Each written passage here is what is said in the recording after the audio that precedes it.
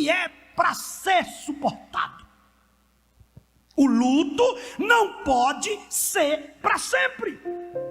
Então, se você teve uma dor, olhe para cá. Tem gente chorando a dor de uma mãe que já morreu há 10 anos. Então esse luto está além. Significa dizer que ele não foi vivido como deveria. E quem não sabe viver o luto, reprime o choro. E quem reprime o choro, prolonga o luto. Ou seja, vai prolongar a dor. Então a primeira coisa que você tem que entender é que a vida continua mesmo sem Sara. A vida continua mesmo sem sua mãe. A vida continua mesmo sem seu pai. A vida continua mesmo sem seu marido. A vida continua mesmo sem sua mulher. A vida continua mesmo sem seus filhos. A vida continua mesmo sem seu parente. A vida só não continua se Jesus sair da tua vida.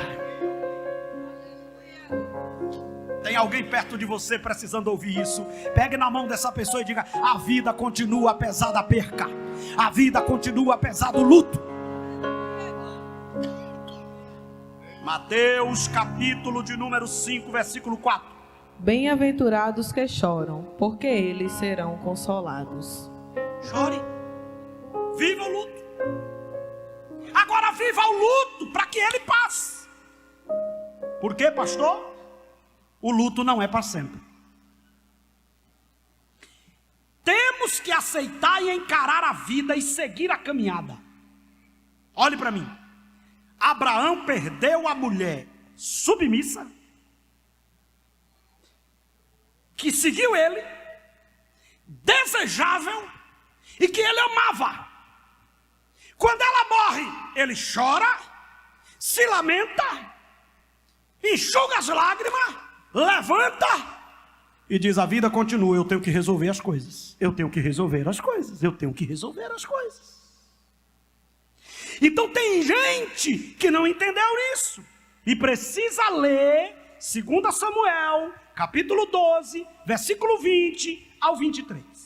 Então Davi se levantou da terra e se lavou e se ungiu e mudou de vestes. Entrou na casa do Senhor e adorou. Então veio à sua casa. Presta atenção. Aqui está falando do filho de Davi que morreu, o filho que ele teve com Batseba. Ele chorou, ele não foi trabalhar, ele tirou a roupa, ele não queria comer, ficou com a cara de bestalhado, ficou com a cara de doente, ficou com a cara de assustado. De repente o menino morreu. Quem estava perto dele disse: se ele está desse jeito, com o menino doente, se o menino morrer, ele morre. Ele ouviu o cochicho e ele perguntou: o que foi que houve? O menino morreu? Foi. Aí o texto diz: ele se levantou, pediu uma roupa nova, pediu água, tomou banho, pediu comida, comeu, e os servos disse o quê? Então veio à sua casa e pediu pão, e lhe puseram pão e comeu. E disseram-lhe seus servos: Os servos olhou e disse: como assim o senhor está comendo? Que é isso que fizestes? O senhor está louco? Pela criança viva jejuastes e chorastes. Seu filho morreu. Porque tem uma questão psicológica. Quem não sabe viver o luto, psicologicamente, você é travado para sorrir, você é travado para viver, porque toda vez que você vai sorrir, sua mente diz: ih, seu filho morreu, sua mulher morreu, sua mãe morreu, você não pode sorrir. É o que os servos dizem: como é que o senhor está tomando banho, comendo, sabendo que o seu filho morreu? Porém, depois que morreu a criança, te levantastes e comeste pão. E disse ele: vivendo ainda a criança, jejuei e chorei. Aí ele explicou: eu não tenho direito da vida, eu não tenho poder sobre a vida. Eu estava fazendo a minha parte para quem tem poder sobre a vida não deixar o menino morrer. Mas se quem tem o poder sobre a vida decidiu que vai morrer, a minha vida tem que continuar, porque eu preciso tocar o barco. Ah, mas isso é fácil de falar e difícil de fazer. Ok? Mas não é porque é difícil de fazer que você não vai fazer. Porque se a palavra de Deus está dizendo que é para fazer, a gente faz mesmo com dor. O luto precisa ser vivido. O luto não é para sempre. Agora eu vou dizer uma coisa para os irmãos aqui, olhe para mim. Aprenda a aproveitar a vida, amado. Olhe para mim.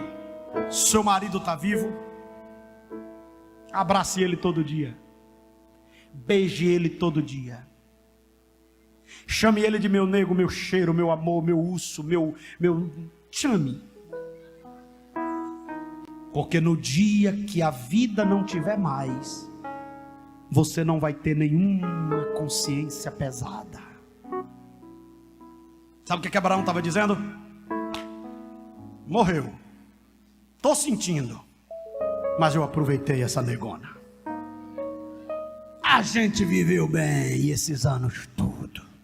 Oh, mulher maravilhosa, oh, casamento maravilhoso. Você sabia qual é a maior dor na separação? É quando a consciência te acusa que você não viveu tudo que tinha que viver. É claro que em alguns casos a culpa não é sua. Foi uma tragédia que interrompeu. Porque no caso aqui estamos falando de uma mulher que viveu 127 anos.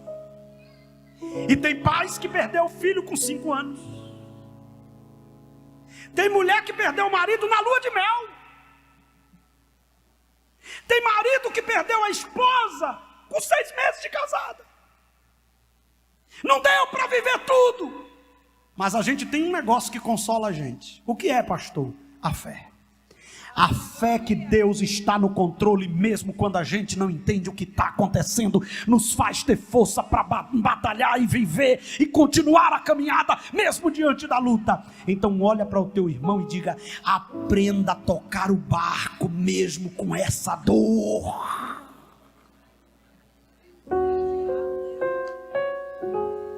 Pastor, como é que eu lido com a dor? Não perca o equilíbrio na hora da dor, na hora do desespero. Olhe para mim, cuidado com as loucuras. Disse que as maiores loucuras que alguém faz é nos primeiros 10 segundos da raiva, da ira. Abraão, diante da dor, ele recebe o reconhecimento de quem morava naquela terra. Versículo de número 6, eu queria que você acompanhasse comigo. Diz o texto, o versículo 6: escute, o Senhor é um príncipe de Deus em nosso meio. Sepulte a falecida numa das nossas melhores sepulturas. Nenhum de nós se recusará de ceder a sua própria sepultura para que você sepulte a sua falecida. Olhe para mim, os homens da terra olhou para Abraão e diz: nós não somos crentes, nós não cremos no teu Deus, mas nós reconhecemos que tu é príncipe de Deus aqui na terra. Mas Abraão não chegou lá dizendo: ai, eu vou matar, eu estou revoltado, eu não consigo mais. Não. Abraão soube chorar a sua dor e manter o equilíbrio. Irmãos, só quem passou por uma dor muito grande sabe o que uma dor é capaz de fazer. Uma dor pode suscitar uma ira. Uma dor pode suscitar um sentimento de vingança. Uma dor pode suscitar um sentimento de revolta. Mas esta noite Deus te trouxe aqui para te curar e te dizer: mantenha o equilíbrio, que eu vou te dar graça para você chegar do outro lado. Mantenha o equilíbrio. 1 Coríntios capítulo 4, versículo 1. Que os homens nos considerem como ministros de Cristo e dispenseiros do ministério de Deus. Apesar, diga comigo bem forte: apesar da dor, Abraão manteve o equilíbrio. Diga para alguém que está perto de você: não perca a sua cabeça, a sua história ainda não acabou. Deus ainda tem coisa com você na terra. E quem viu a sua dor vai glorificar o teu Deus e vai dizer: eu não sei como é que esse rapaz aguentou isso, eu não sei como é que essa mulher aguentou isso, foi a mão de Deus que te aguardou. Você vai ser reconhecido como homem e mulher de Deus. Como é, pastor, que eu enfrento a dor? Mantenha o equilíbrio. A gente só vai ver o que é equilíbrio é na hora do desafio, não é na hora que está tudo bem. Segundo, o respeito. Os homens da terra olhou para Abraão, sofrendo e vendo ele conversar com equilíbrio. Pessoal, tudo bem, eu vim aqui para vocês me vender um pedaço de terra, porque eu acabei de perder o amor da minha vida e eu preciso sepultá-la. Os homens olhou e disse: mas esse homem com a dor dessa mantém esse equilíbrio. Sabe o que é isso, irmãos? Quem tem o Espírito de Deus é dominado por ele de uma tal forma que nenhum desejo carnal vai suplantar a ação do Espírito na tua vida. Os homens da terra respeitam ele. Os heteus eram ímpios, não adoravam a Deus, podia não gostar de Abraão, mas respeitavam ele. Eu vou dizer uma coisa aqui, e eu queria que você anotasse isso no teu coração. Ande de uma forma que mesmo quem não goste de você tenha que te respeitar. Para respeitar não precisa gostar, precisa reconhecer que é autoridade. Então libera essa profecia para alguém. Podem não gostar de você, mas vão ter que respeitar a sua autoridade, vão ter que respeitar a presença de Deus. Mesmo diante da dor, eles vão ter que reconhecer que tem algo de Deus na tua vida, que você não é como os outros. A dor revela o que temos. Nos momentos difíceis mostramos o que somos. Vamos lá ver na Bíblia?